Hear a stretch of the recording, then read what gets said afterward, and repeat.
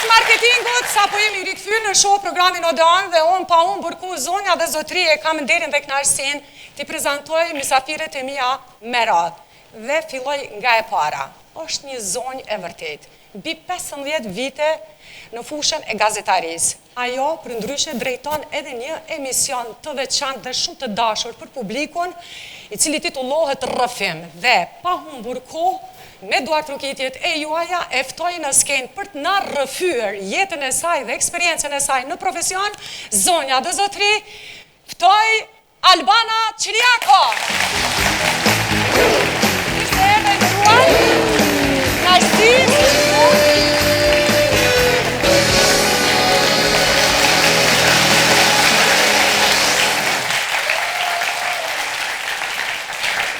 Zanin me tani, jam e sigur që këtyre ditëve e keni hasë si titull dhe si këngë. Unë kam nderin edhe kënaqësinë ta ftoj në skenë se më të vërtet nga ka marrë malli Zanin me ani artistës Vjolca Buçaj.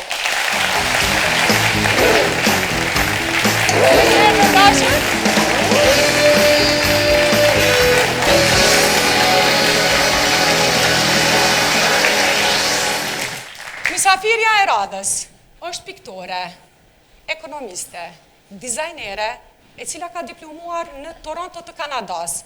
Dhe unë pa humbur kohë në duart trokitjet e juaja e ftoj mysafirën time të radhës, Anila Hetoja.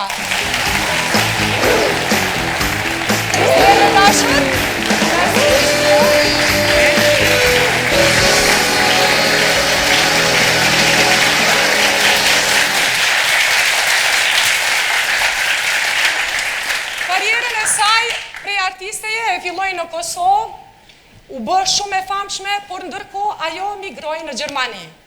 Unë kam kënaqësinë që sonte ta ftoj në skenë këngëtaren, artisten tonë të madhe, Sala Bekteshi.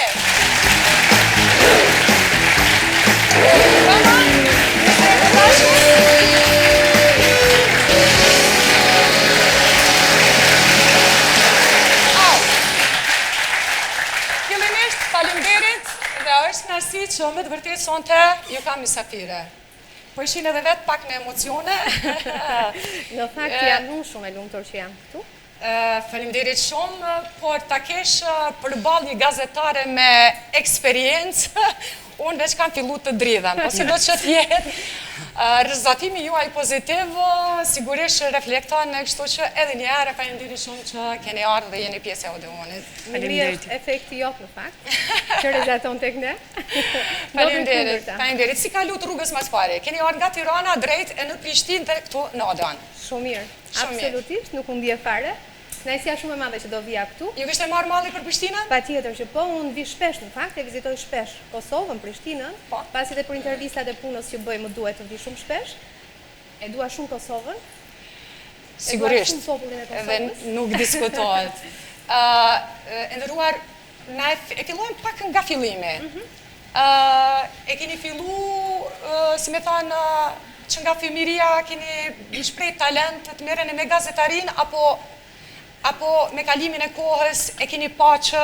Atëherë, unë i përkas një gjenerate, një brezi që u edukuam në formë të tillë që mbas shkollës në fakt, ne shkonim dhe frekuentonim shtëpitë e pionjerit, pallatet e pionjerit dhe aty në një farë mënyre formësoheshim.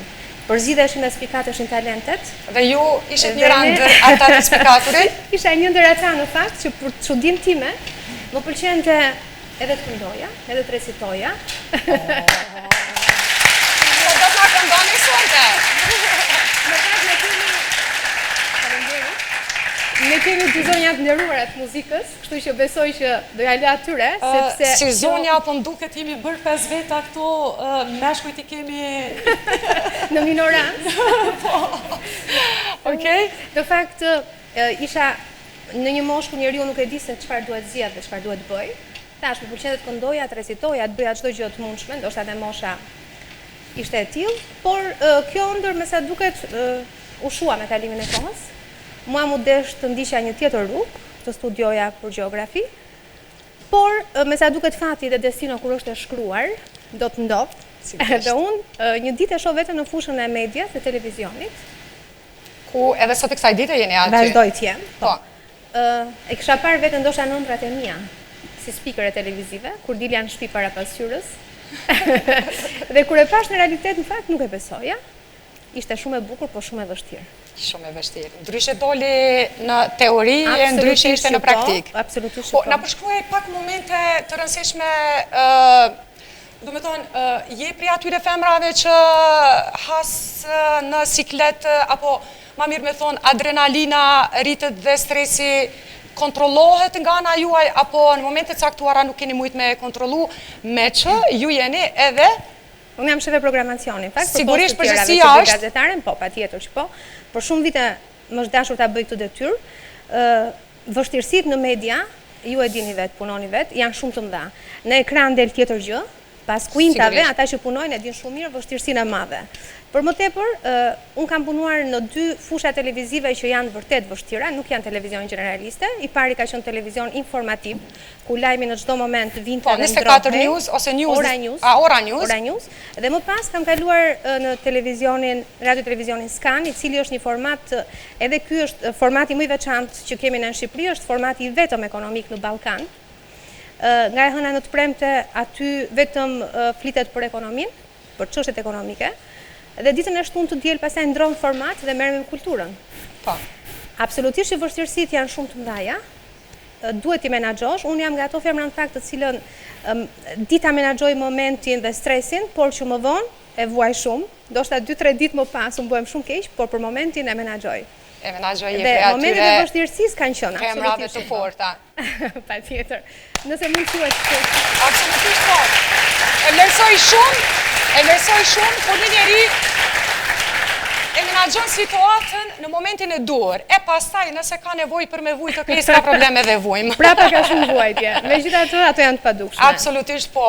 Mirë mbrëma dhe mirë se erdhe, e nderuar shkodrane. Faleminderit, mirë se u gjeta.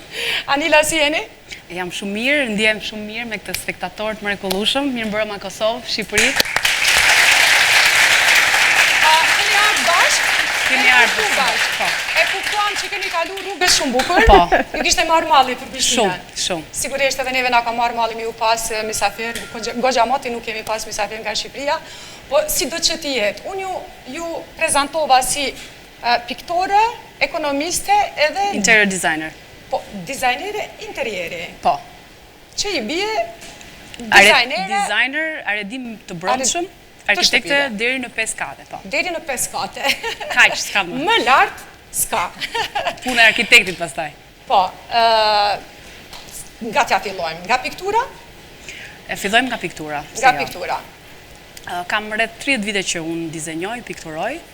Kam studiuar në Kanada, në Toronto, për dizajn. Kur shkuat në Kanada, në çfarë moshe ishit? Kam qenë shumë e re në fakt, kur kam shkuar, mbasi mbarova studimet për ekonomik në Tiranë. Shkuat me familje atje? Me familje, po.